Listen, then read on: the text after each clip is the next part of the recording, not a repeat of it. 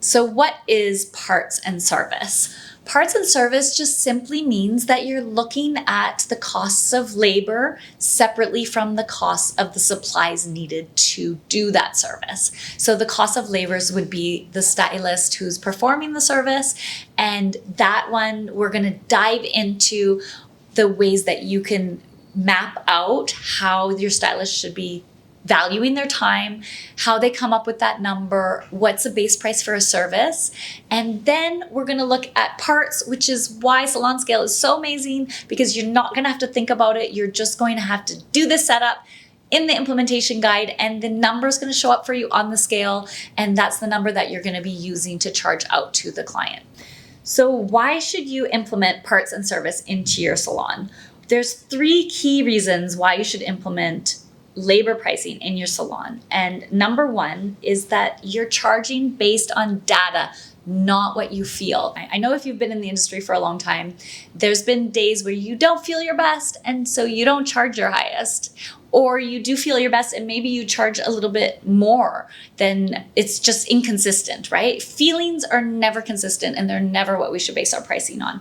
Now multiply that by 10 team members who are charging by their feelings, and this is where we get such razor thin profit margins. Actually, 6% of our salons are even profitable in the first place. And out of that, the profit is 2 to 6%. So we need salons to perform better because you are the entrepreneur. You're taking the risk. You have overhead, and you need to have some return for all of the hard work you've done. You need to have some return on your investment.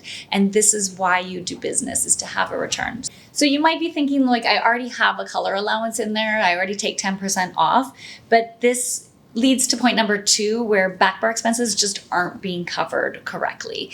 And so we've shown you in other videos how $1 can add up to thousands and thousands of dollars of loss to your salon. So we want to make sure that you're actually charging the correct amount. And the only way to do that is to price it service to service. We need to know exactly what goes into that service before we can come up with the price on it. So you need real-time data, real-time information, and you need it in a way that's really easy for your stylist to use. If you've got spreadsheets and they have to weigh bowls and add things up manually, they're just not going to do it, and a lot of things are going to fall through the cracks. So with the technology of SalonScale, you're going to be able to have real-time information for your stylist so that they're going to be able to consistently charge that price through.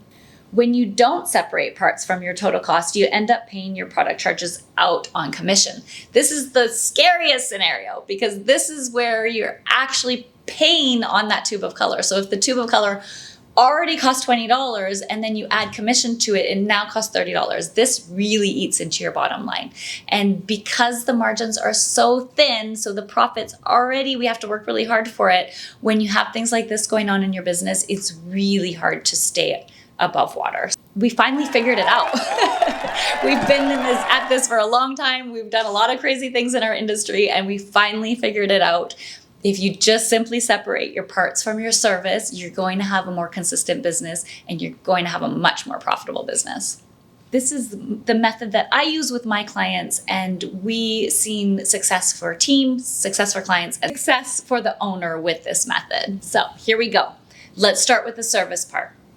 The service part, internally, we're going to call price per hour, but we're not going to communicate that externally to the client. So price per hour is how you determine what you're going to be charging your client for that base price of the service. I'm going to talk a lot about base price.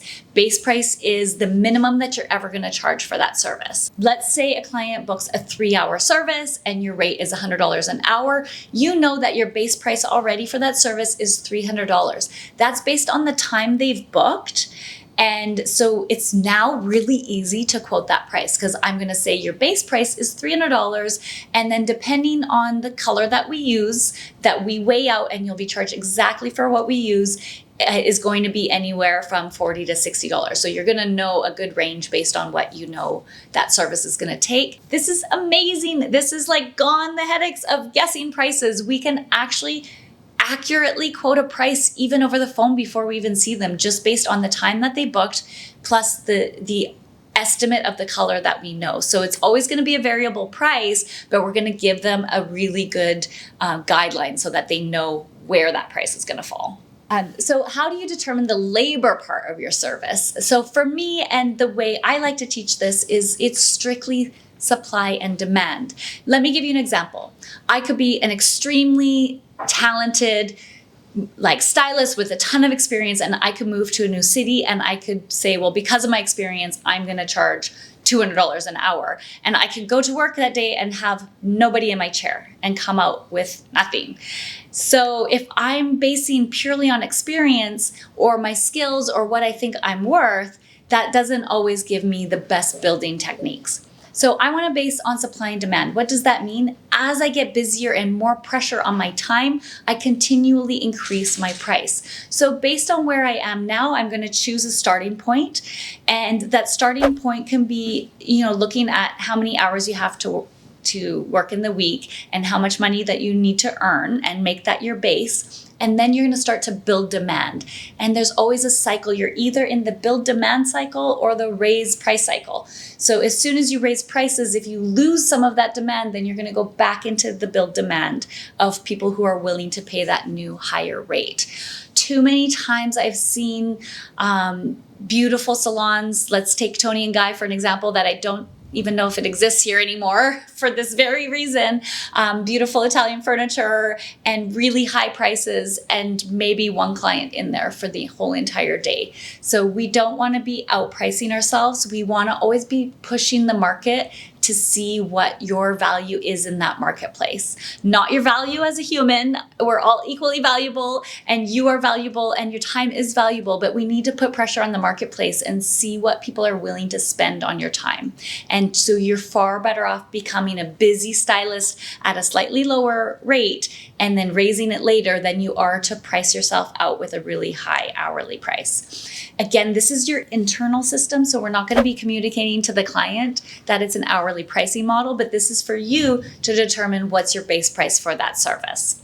We're going to be providing you some worksheets that are going to be really easy. Your service name, how long that service takes, and your hourly rate, and those will auto-calculate your base price for that service. Then all you have to do, add on your SalonScale, and there you go, you've got your price, no emotions involved. We recommend as our best practice that you mark the product up by 100%. So if the product cost was $10, that you're going to be billing $20 to the client. Why do we do that? Well, we want to make sure that we're well above the product costs. We don't want to see this as like a new income stream, but we do want to make sure that it's covered plus some.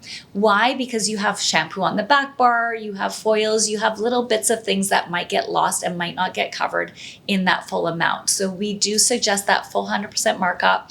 This is a best practice that we've seen really work well for salons, and your team will understand it as well when you explain to them that it's going to cover all of the little bits that you're not actually weighing on the scale.